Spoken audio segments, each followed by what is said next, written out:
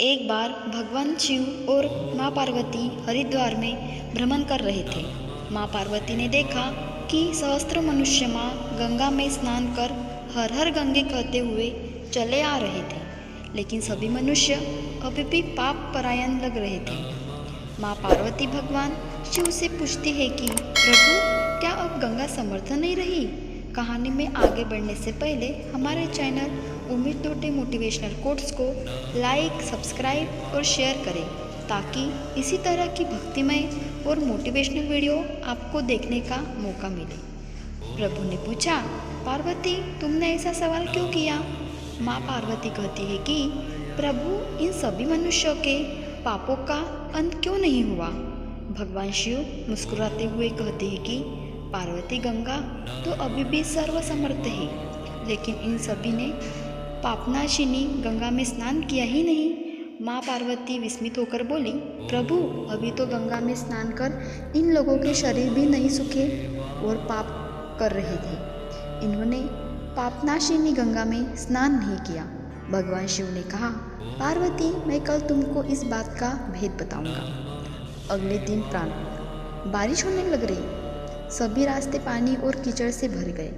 भगवान शिव एक वृद्ध का रूप बनाकर एक गड्ढे में ऐसे बैठ गए कि मानो वह इसमें गिर गए हैं और उनसे वृद्धावस्था के कारण निकला भी नहीं जा रहा।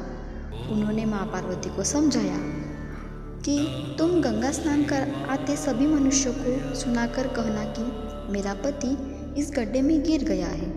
मेरे पति सर्वथा निष्पाप आत्मा है और कोई निष्पाप पुण्यात्मा है, इनको बाहर निकाल सकती है। अगर कोई व्यक्ति निष्पाप है तो वही मेरे पति को बाहर निकालने के लिए हाथ लगाए, लेकिन अगर कोई निष्पाप नहीं हुआ तो उसका शरीर जलकर भस्म हो जाएगा।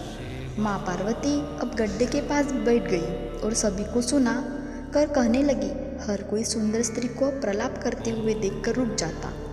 एक सुंदर स्त्री को वेदना में देख हर कोई उनकी मदद के लिए तैयार हो जाता, लेकिन जैसे ही वह वृद्ध वेशधारी भगवान शिव को बाहर निकालने के लिए हाथ बढ़ाने लगते, माता पार्वती तुरंत उन्हें टोक देती। वह कहती, मेरे पति सर्वथा निष्पाप आत्मा है और कोई निष्पाप पुण्यात्मा है, उनको बाहर निकाल सकती है। अगर तुम निष्पाप हो तो मेरे पति को बाहर निकालने के लिए हाथ बढ़ाना। मैं तुम्हें पहले की चेतावनी दे देती हूँ कि अगर तुम निष्पाप नहीं हुए तो तुम्हारा शरीर जलकर भस्म हो जाएगा। इतना सुनते ही हाथ आगे बढ़ाने वाले हाथ पीछे कर लेते, क्योंकि उनको लगता कि हमने जीवन में कभी ना कभी तो पाप किया ही होगा। दूसरे उनके मन में आता है इस बुड्ढे के लिए कि वो अपनी जान जोखिम में डाले। इस तरह सुबह से लेकर संध्या हो गई। हजारों लोग स्नान कर चले गए, लेकिन किसी ने भी वृद्ध को निकालने की हिम्मत नहीं की। शाम के समय एक युवक हाथ में लोटा लिए वहाँ से गुजरा तो माँ पार्वती ने उनको भी अपना व्यथा सुना दी। जब वह मदद करने के लिए हाथ बढ़ाने लगा तो उसने भी वह बात कही जो अब तक वहाँ से गुजरे हजारों लोगों को कही थी, अगर तुम सर्वथा निष्पाप हो तो ही मेरे पति को हाथ लगाना, नहीं तो तुम भस्म हो जाओगे।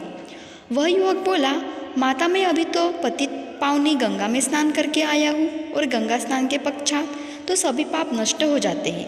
मैं अभी आपके पति को बाहर निकालता हूँ। उसने हाथ बढ़ाकर वृद्ध के रूप में भगवान शिव के बाहर निकाल दिया। भगवान शिव और माँ पार्वती ने उसको अपने वास्तविक स्वरूप के दर्शन दिए। भगवान शिव बोले कि देखो पार्वती, हजारों लोगों में से केवल इस युवक ने ही पूरी श्रद्धा से स्नान किया था कि गंगा स्नान से व्यक्ति निष्पाप हो जाता है। कहने का तात्पर्य यह है कि लोग बिना किसी श्रद्धा और विश्वास के गंगा स्नान करते हैं, इसलिए उनको उसका पूर्ण फल नहीं प्राप्त होता। इसका अर्थ यह कदापि नहीं है कि गंगा स्नान का फल नहीं मिलता, लेकिन गंगा स्नान का वास्तविक फल उसी को मिलता है जो पूर्ण श्रद्धा भावना से स्नान करता है।